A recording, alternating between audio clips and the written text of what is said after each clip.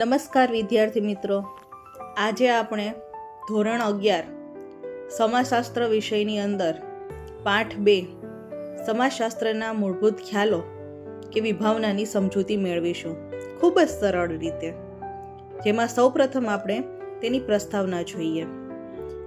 દરેક વિજ્ઞાનને પોતાના કેટલાક આગવા ખ્યાલો કે વિભાવનાઓ હોય છે. આવા ખ્યાલો દ્વારા વિષયને સમજવો સરળ બને છે. ખ્યાલ એટલે કોઈ બાબતને ચોક્કસ અર્થ આપતો શબ્દ. સમાજશાસ્ત્રમાં પણ સમાજને સમજવા માટે કેટલાક ખાસ શબ્દોનો ઉપયોગ થાય છે. આ પાઠની અંદર મુખ્યત્વે આપણે નીચેના ખ્યાલો સમજવાના છીએ, જેમ કે સમાજ, સમુદાય, સામાજિક સમૂહ, સામાજિક દરજ્જો અને ભૂમિકા, સામાજિક ધોરણો અને સામાજિક નિયંત્રણ. હવે આપણે સમાજ એટલે શું, સોસાયટી જેને કહીએ ને, એનો મતલબ શું થાય એ જોઈએ. સમાજ શબ્દનો આપણે રોજિંદા જીવનમાં ઘણીવાર ઉપયોગ કરીએ છીએ. સમાજશાસ્ત્રમાં સમાજ શબ્દનો વિશેષ અર્થ છે. સમાજ એટલે માત્ર માણસોનો સમૂહ નથી. સમાજ એટલે માનવો વચ્ચેના સામાજિક સંબંધોની વ્યવસ્થા છે. માણસ સામાજિક પ્રાણી છે, એટલે તે એકલો રહી શકતો નથી. માણસનું જીવન સમાજ સાથે જોડાયેલું છે. ટૂંકમાં કહું તો સમાજ એટલે માણસો વચ્ચેના સામાજિક સંબંધોની વ્યવસ્થા. હવે આપણે સમાજનો સામાન્ય અર્થ જોઈએ. સામાન્ય ભાષામાં સમાજ શબ્દનો ઉપયોગ જુદા જુદા અર્થમાં થાય છે, પરંતુ સમાજશાસ્ત્રની અંદર તેનો અર્થ વિશાળ છે. સમાજશાસ્ત્રીય રીતે એનો અર્થ જોઈએ તો સમાજને માત્ર ભીડ કે ટોળકી તરીકે નથી જોવામાં આવતો. સમાજ એટલે ગોઠવેલી વ્યવસ્થા અને સામાજિક સંબંધોનું જાળવું. મેકાઈવર અને પેજના મુજબ સમાજ એ પરસ્પર સંબંધોની સતત બદલાતી વ્યવસ્થા છે. એટલે કે સમાજ સ્થિર નથી, તેમાં સંબંધો, પરિસ્થિતિઓ અને વ્યવસ્થામાં સમય સાથે ફેરફાર આવે છે. હવે આપણે સમાજના લક્ષણો જોઈએ, જેમાં પહેલું છે સામાજિક સંબંધો. સમાજનું સૌથી મહત્વનું લક્ષણ એટલે કે સામાજિક સંબંધો. માનવી વચ્ચે સહકાર, સ્પર્ધા, સંઘર્ષ જેવા સંબંધો બને છે. આ સંબંધો સામાજિક, આર્થિક, ધાર્મિક, રાજકીય વગેરે સ્વરૂપે હોઈ શકે છે. એના પછી એનું બીજું લક્ષણ જોઈએ, સમાનતા અને વિવિધતા. સમાજની અંદર લોકોમાં કેટલીક બાબતોમાં સમાનતા હોય છે.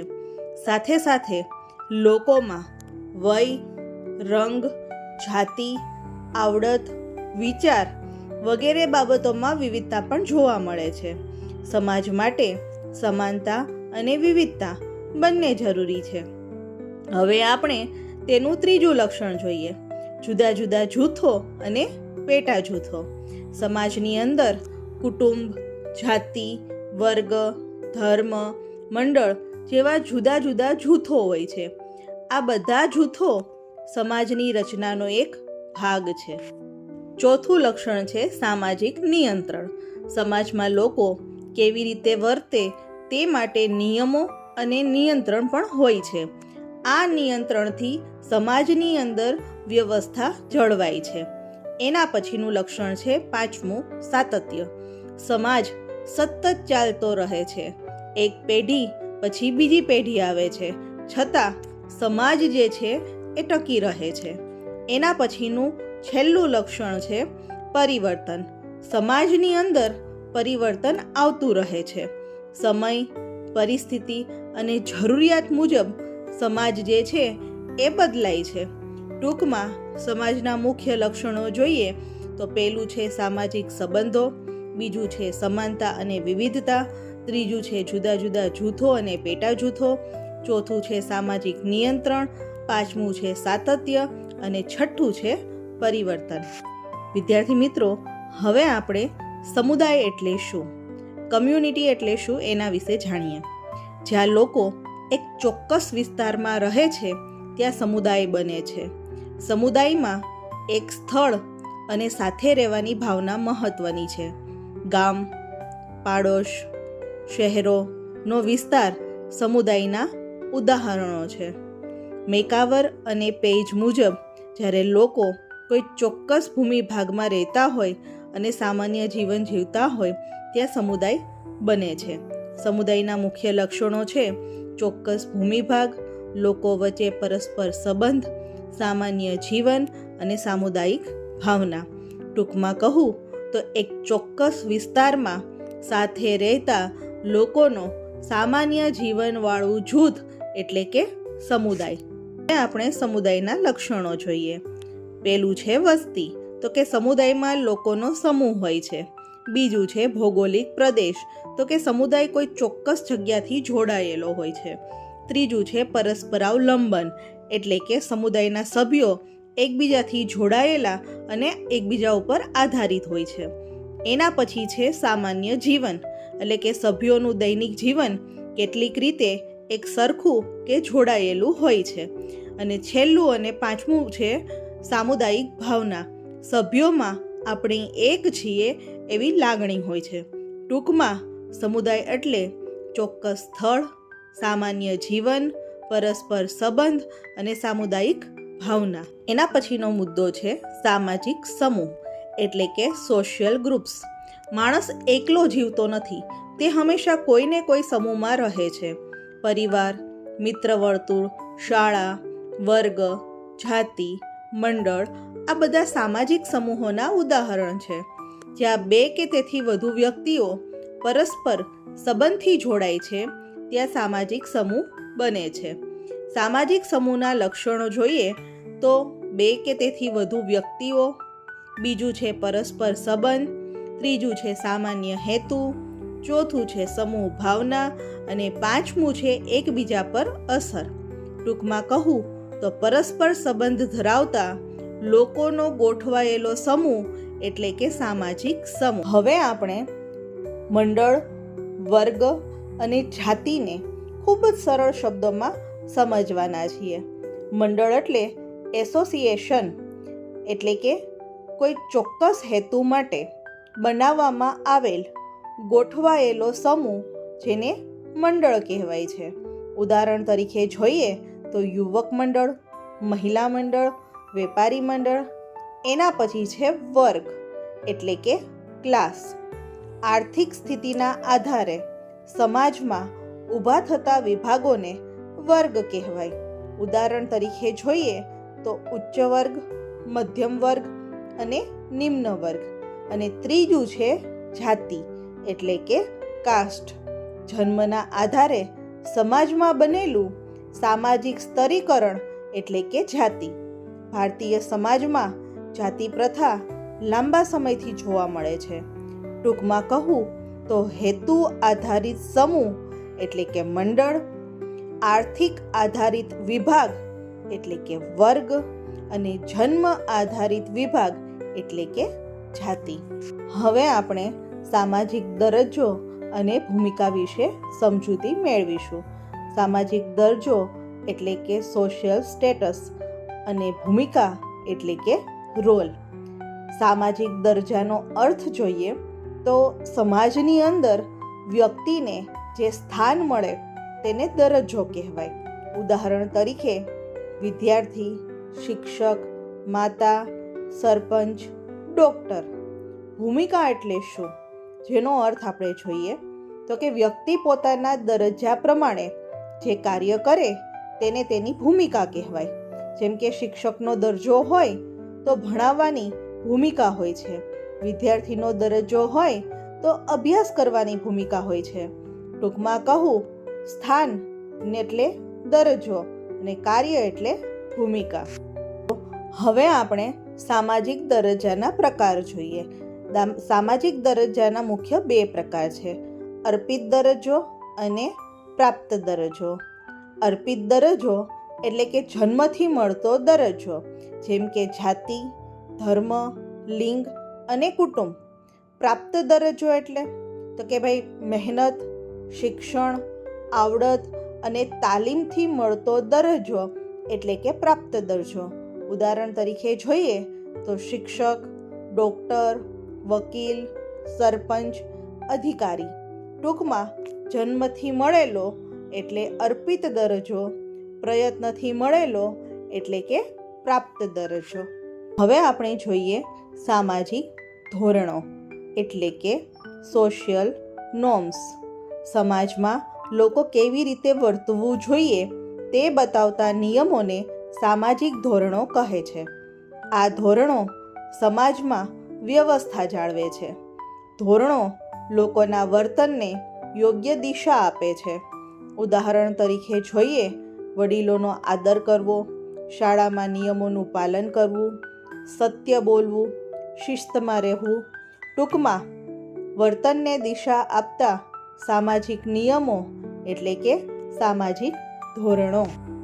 હવે આપણે સામાજિક ધોરણોના લક્ષણોને જોઈએ, જેમાં પહેલું છે સામાજિક ધોરણોના ઉદ્ભવની રીત. તો સમાજમાં બધા સામાજિક ધોરણો એક જ રીતે બનતા નથી. લોકરીતિ, રિવાજ અને પરંપરા જેવા ધોરણો સ્વાભાવિક રીતે વિકસે છે. આવા ધોરણો બનાવવા માટે કોઈ ખાસ સભા કે આયોજન થતું નથી. જ્યારે કાયદા, શૈક્ષણિક સંસ્થાના નિયમો એ આયોજનપૂર્વક બનાવવામાં આવે છે. કાયદાનો ભંગ થાય તો સજા પણ થઈ શકે. ઉદાહરણ તરીકે જોઈએ, સતી પ્રથા સામેનો કાયદો, દહેજ વિરોધી કાયદો. જો એનો ભંગ કરો તો તમને સજાને પાત્ર થાવ છો.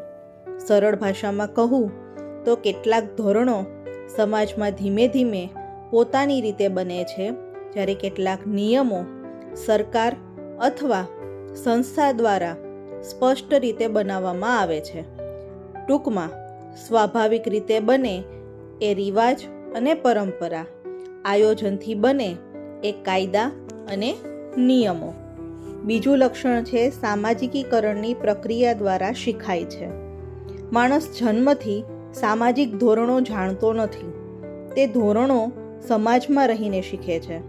કુટુંબ, મિત્રો, પાડોશ, શાળા અને સંચાર માધ્યમ દ્વારા એ ધોરણો શીખવવામાં આવે છે. બાળક ધીમે ધીમે કયું વર્તન યોગ્ય અને કયું વર્તન અયોગ્ય છે તે સમજે છે. વારંવાર પાલન કરતા ધોરણો વ્યક્તિના સ્વભાવનો ભાગ બની જાય છે. સરળ ભાષામાં કહું તો બાળકને કોઈ પણ નિયમ જન્મથી આવડતો નથી. તે પરિવાર, શાળા અને સમાજને જોઈને નિયમો શીખે છે.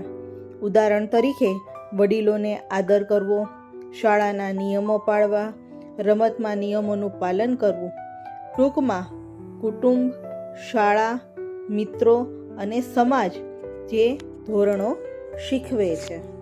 ત્રીજું લક્ષણ છે સાંસ્કૃતિક મૂલ્યો સાથે સંબંધ. સામાજિક ધોરણો સમાજના સાંસ્કૃતિક મૂલ્યો સાથે જોડાયેલા હોય છે. જુદા જુદા સમાજોમાં મૂલ્યો અલગ હોઈ શકે છે. તેથી ધોરણો પણ સમાજ પ્રમાણે બદલાય છે.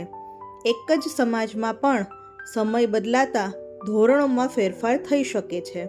સમાજ જેને મહત્ત્વ આપે છે તેના આધારે યોગ્ય અયોગ્ય વર્તન નક્કી થાય છે. સરળ ભાષામાં કહું, જે બાબતને સમાજ મહત્ત્વ આપે છે તે પ્રમાણે તેના નિયમો બને છે. ઉદાહરણ તરીકે જોઈએ, લગ્ન સંબંધિત નિયમો, સ્ત્રી પુરુષના વર્તન અંગેની માન્યતાઓ, કુટુંબ અને પરંપરાના નિયમો.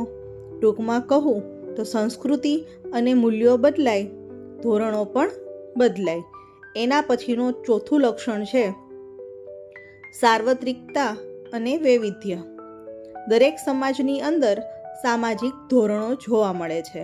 એટલે કે સામાજિક ધોરણો સાર્વત્રિક છે, દરેક જગ્યાએ છે.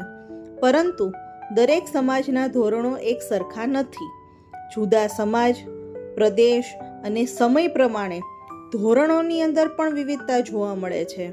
રિવાજ, લોકનીતિ, ફેશન, શિષ્ટાચાર અને કાયદા વગેરે ધોરણોના વિવિધ સ્વરૂપો છે. સરળ ભાષામાં કહું તો નિયમો દરેક સમાજમાં હોય છે, પરંતુ બધા સમાજના નિયમો એક જેવા નથી હોતા. ટૂંકી રીત, દરેક સમાજમાં હોય છે એટલે કે સાર્વત્રિકતા, અને સમાજ પ્રમાણે જુદા હોય છે એટલે કે વૈવિધ્ય.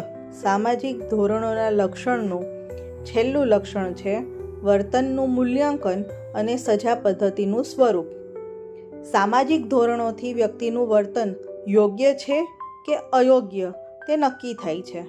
ધોરણનું પાલન કરનાર વ્યક્તિને સમાજ સ્વીકાર, પ્રશંસા અને પ્રોત્સાહન આપે છે.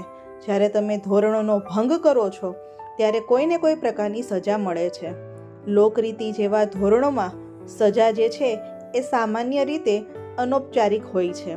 કાયદાનો ભંગ થાય તો ઔપચારિક સજા થાય છે. ઔપચારિક સજાની અંદર દંડ, જેલનો પણ સમાવેશ થઈ શકે છે. સરળ ભાષામાં કહું તો સમાજના નિયમો આપણું વર્તન સારું છે કે ખરાબ તે નક્કી કરે છે. નિયમ પાળીએ તો પ્રશંસા મળે, નિયમ તોડીએ તો સજા મળે. ઉદાહરણ તરીકે સારા વર્તન માટે પ્રશંસા, ખોટા વર્તન માટે ઠપકો, કાયદાનો ભંગ એટલે કે દંડ કે જેલની સજા.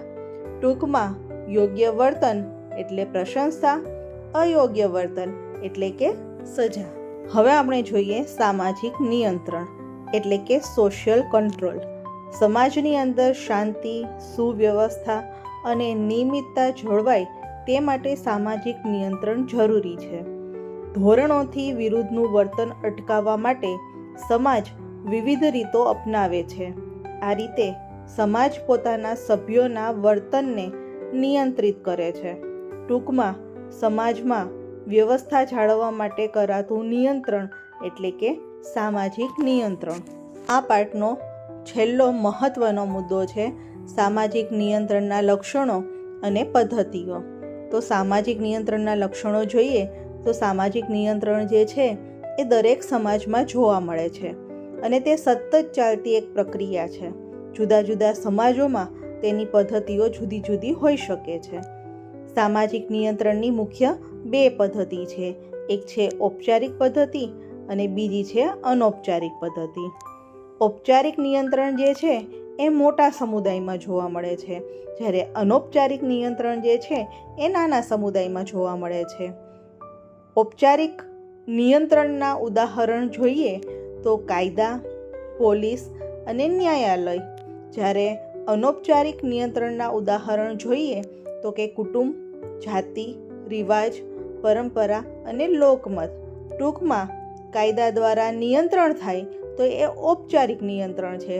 કુટુંબ, પરંપરા દ્વારા નિયંત્રણ થાય તો એ અનૌપચારિક નિયંત્રણ છે. વિદ્યાર્થી મિત્રો, આ પાઠને ખૂબ જ સરળ રીતે સમજાવવાનો પ્રયત્ન કર્યો છે. જો તમને આ પાઠની સરળ સમજૂતી તમને ગમી હોય તો મારી ચેનલને સબસ્ક્રાઈબ કરો, લાઈક કરો, શેર કરો.